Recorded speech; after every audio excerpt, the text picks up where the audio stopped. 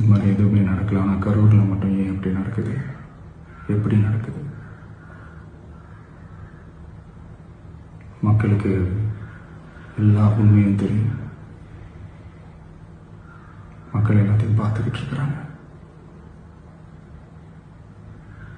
கரூரை சேர்ந்த அந்த மக்கள் அந்த உண்மையெல்லாம் வெளியில் சொல்லும்போது எனக்கு கடவுளே நேரில் வந்து இறங்கி அந்த உண்மைகள்லாம் சொல்கிற மாதிரி எனக்கு தோணுச்சு. சீக்கிரமே எல்லா உண்மைகளும் வெளியில் வரும்.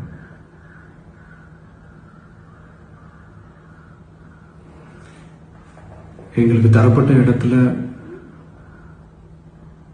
நாங்கள் போய் அந்த அந்த ஸ்பாட்டில் நின்று நாங்கள் பேசிட்டு வந்தோம். அதை தாண்டி எந்த தவறும் எங்கள் செய்யலை, நாங்கள் எதுவுமே செய்யலை. பட் இருந்தாலும் எங்கள் கட்சியை சேர்ந்த நிர்வாகிகள் தோழர்கள் மேலே எஃப்ஐஆர், அது மட்டும் இல்லை சோஷியல் மீடியாவை சேர்ந்த நண்பர்கள் தோழர்கள் அவங்க மேலே எஃப்ஐஆர்லாம் போட்டு இப்போ பிடிச்சிக்கிட்டு இருக்கிறாங்க.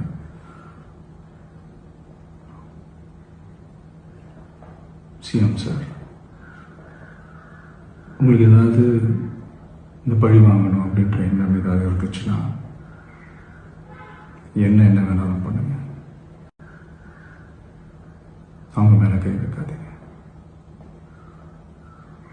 நான் ஒன்று வீட்டில் இருப்பேன், இல்லை நான் ஆஃபீஸில் இருப்பேன்.